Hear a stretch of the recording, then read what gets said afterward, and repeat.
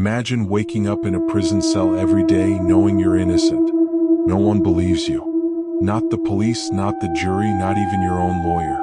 That was the reality for a man who lost 30 years of his life for a crime he never committed.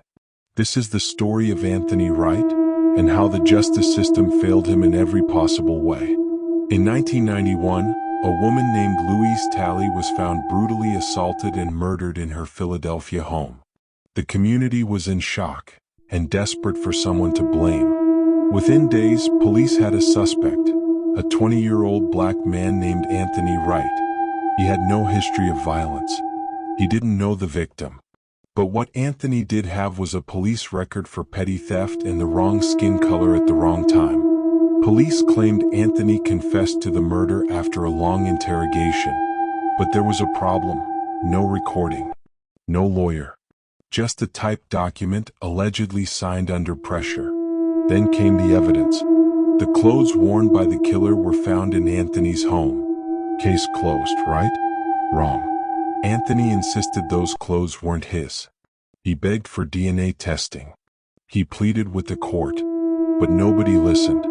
At just 20 years old, Anthony Wright was sentenced to life in prison without the possibility of parole. While the world moved on, Anthony sat behind bars, writing letters, filing motions, and refusing to let the truth die in a prison cell. In 2014, after 23 years, the Innocence Project picked up his case.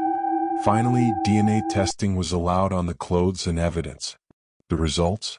Anthony Wright's DNA was not there, but someone else's was.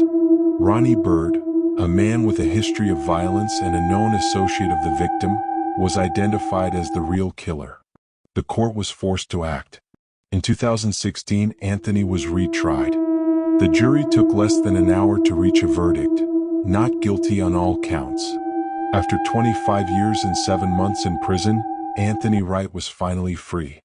But freedom came with a price: 30 years of missed birthdays, lost family, mental trauma, and a name forever stained by a lie. He later won a civil lawsuit for wrongful imprisonment. But no amount of money can replace what was taken. Anthony's story isn't just a tragedy, it's a warning. How many more people are behind bars for crimes they didn't commit?